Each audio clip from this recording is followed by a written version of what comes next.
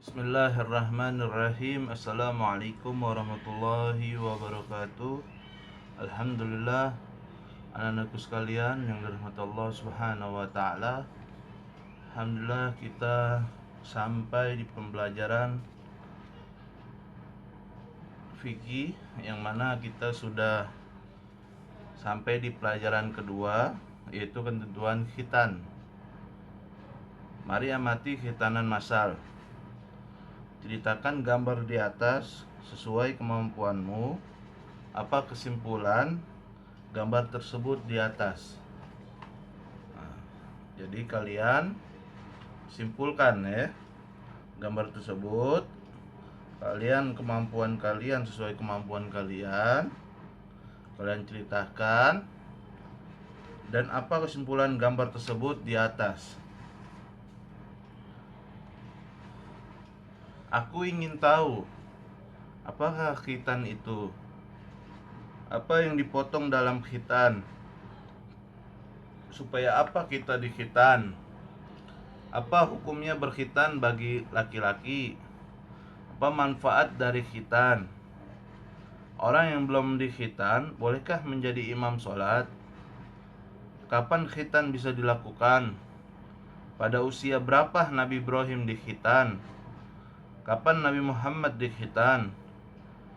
Asosiasi, yaitu guru mengajak siswa untuk memahami materi ketentuan khitan dengan membuat asosiasi. Khitan atau sunat ya. Khitan atau sunat merupakan anjuran Rasulullah Shallallahu Alaihi Wasallam yang sesuai dengan syariat, yaitu hukum Islam. Karena dengan berkhitan kita telah mengutamakan kebersihan, baik kebersihan badan, rohani, pakaian, maupun tempat tinggal. Rasulullah Shallallahu Alaihi Wasallam bersabda, kebersihan sebagian dari iman. Khitan pada umumnya dilaksanakan umat Islam ketika anak masih duduk di bangku SD. Karena bila dilakukan manakala anak sudah sekolah di SMP atau SMA, maka anak tersebut akan mendapatkan ejekan dari teman-temannya. Jadi khitan ini adalah merupakan anjuran Rasulullah Shallallahu Alaihi Wasallam yang sesuai dengan syariat hukum Islam. Kenapa? Karena khitan ini membersihkan sesuatu kebersihan dari badan, rohani, pakaian maupun tempat tinggal. Nah, apa hubungannya dengan pakaian? Apa hubungannya dengan rohani? Apa hubungannya dengan tempat tinggal? Nah, jadi kalau seseorang laki-laki yang belum dikhitan, seorang laki-laki yang belum dikhitan, mau laki-laki, mau dia perempuan, perempuan juga dikhitan sama, jadi mau laki-laki. Nah, kalau dia belum dikhitan, itu jika dia membuang air kecil, maka itu belum sempurna, masih ada tersisa. Kebersihan itu belum sempurna. Disitulah akan membersihkan badan, rohani, pakaian. Nah, pakaian apa? Nanti bakal kena najis. Badan nanti dia masih keadaan tidak bersuci. Rohani sama semua, sama semua. Jadi khitan itu manfaatnya adalah membersihkan sesuatu, badan, rohani, pakaian maupun tempat tinggal. Karena kenapa? Karena Rasulullah SAW bersabda, at-tuhuru satrul iman. Dalam kitab Bulughul Maram disebutkan at-tuhuru satrul iman. Kebersihan itu sebagian dari iman. Nah, mari kita belajar. Ya, ini pemahamannya pengertiannya khitan. Pengertian khitan Khitan secara bahasa artinya memotong, sedangkan menurut istilah syara, yaitu hukum Islam, khitan pada anak laki-laki adalah memotong kulit yang menutupi ujung kemaluan laki-laki, disebut kulfa atau kulub hasafah atau kepala kemaluan, supaya hasafahnya kelihatan dan bersih, tidak ada kotoran, sisa-sisa air kencing yang tertinggal. Nah, jadi khitan secara bahasa artinya memotong. Sedangkan memotong istilah syarah hukum Islam, khitan pada anak laki-laki itu adalah memotong kulit yang menutupi ujung kemaluan laki-laki, yang disebut kulfah atau kuluf hasafah, yaitu kepala kemaluan, supaya hasafahnya kelihatan dan bersih, tidak ada kotoran, sisa-sisa air kencing yang tertinggal tuh, ya kan. Jadi manfaat khitan adalah membersihkan dari najis, Jadi khitan merupakan suatu kewajiban seorang anak muslim yang diperintahkan Allah Subhanahu wa taala dan sunnah para rasulnya sebagai sarana untuk memelihara kebersihan dan kesehatan. Karena bila tidak dilakukan, kalian digolongkan anak yang mengandung kotoran sisa-sisa air kencing yang tertahan di kulufnya. Dan hal inilah yang menyebabkan sholat atau ibadahnya tidak sah. Nah, jadi kalau seseorang muslim nggak dikhitan, maka dia masih dalam keadaan najis terus. Kenapa? Karena masih ada tersisa sisa air kencing tersebut di kulupnya, di kulup asafahnya, Jadi seorang muslim harus berkhitan, karena itu adalah perintah Allah dan Rasulnya. Yang B, sejarah khitan. Jadi ini sejarah khitan, Sejarah khitan adalah dalam suatu riwayat yang sahih, yaitu yang kuat, khitan pertama kali dilakukan oleh Nabi Ibrahim alaihissalam serta putranya Nabi Ismail alaihissalam. Sedangkan dari pihak perempuan yang pertama kali dikhitan adalah Siti Hajar, yaitu istri Nabi Ibrahim yang kedua. Nabi Ibrahim melakukan khitan pada usia 80 tahun. Sedangkan Nabi Allah Ismail berkhitan pada usia 13 tahun.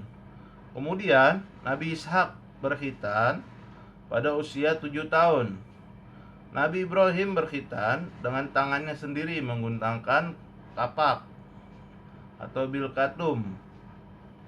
Syariat khitan yang telah dilakukan Nabi Ibrahim kemudian dilanjutkan oleh Nabi Allah Ismail sampai Nabi Muhammad SAW, dan beliau mensyariatkan kepada umatnya untuk melakukan khitan. Rasulullah SAW bersabda sebagai berikut, Inna Ibrahim alaihissalam ikhtatana huwa ibnu thamanina sanah, rawal Bukhari wa Muslim.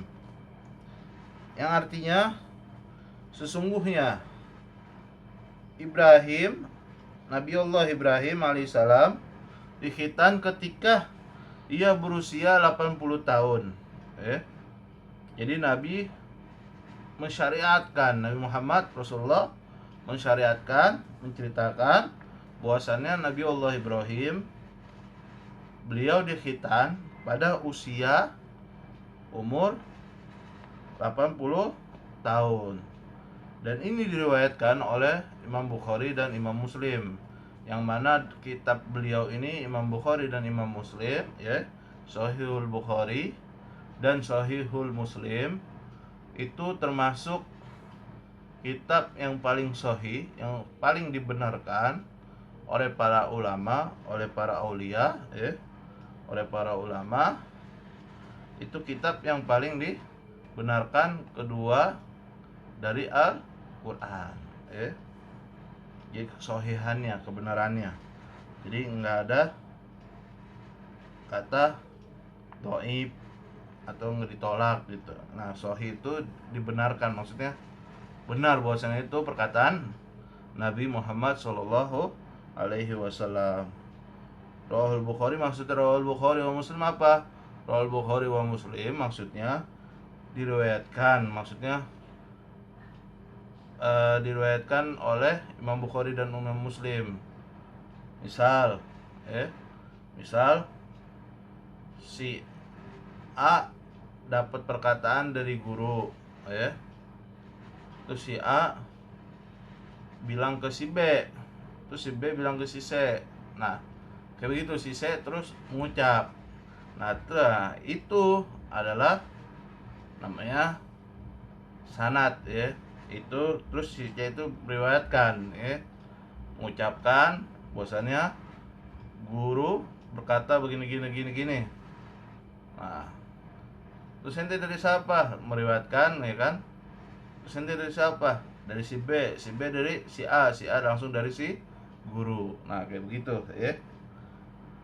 Jadi Imam Bukhari dan Imam Muslim salah satu imam yang mana hafalannya sangat kuat, dan kitab-kitab beliau, karangan beliau disahihkan, dibenarkan, hadis-hadis beliau yang diriwayatkan oleh beliau sangat dibenarkan setelah Al-Quran.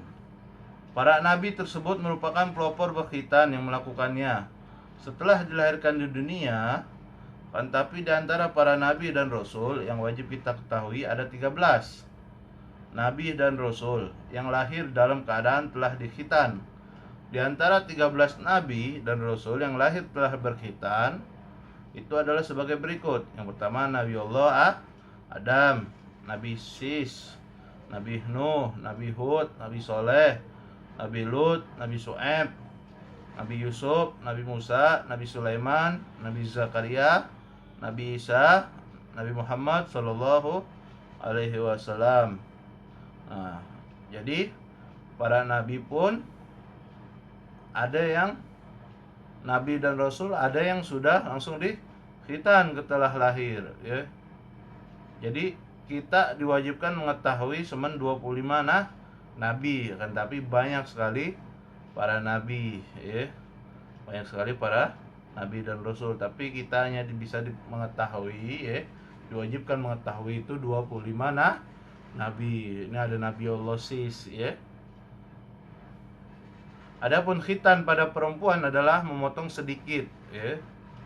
Adapun khitan pada perempuan, ya, bukan laki doang, tapi perempuan juga dikhitan. Yang pertama kali tadi, ya kan, yang pertama kali dikhitan adalah Siti Hajar, ya. Yang pertama kali dikhitan adalah Siti Hajar, yaitu istri Nabi Allah Ibrahim alaihissalam. Adapun khitan pada perempuan adalah memotong sedikit atau menusuk klitoris, yaitu bader yang ada pada kelamin perempuan. Dan lebih afdol, ya, lebih utama pada perempuan adalah memotong klitorisnya sedikit saja, yang akan bermanfaat bagi perempuan untuk dapat mengendalikan hawa nafsunya. Nah, ya. Jadi adalah bagi perempuan adalah memotong sedikit atau menusuk klitorisnya. Wallahu a'lam dah. Yang ada pada kelamin perempuan, dan lebih afdol utama pada perempuan adalah memotong klitorisnya sedikit saja, yang akan bermanfaat bagi perempuan untuk dapat mengendalikan hawa nafsunya. Nah, hukum khitan. Hukum khitan. Para ulama bersepakat bahwa hukum khitan bagi laki-laki itu wajib dan sunnah bagi perempuan. Tetapi menurut ulama yang lain bahwa khitan itu hukumnya sunnah, boleh dilakukan. Yang pasti bahwa khitan itu harus dilaksanakan oleh setiap orang Islam.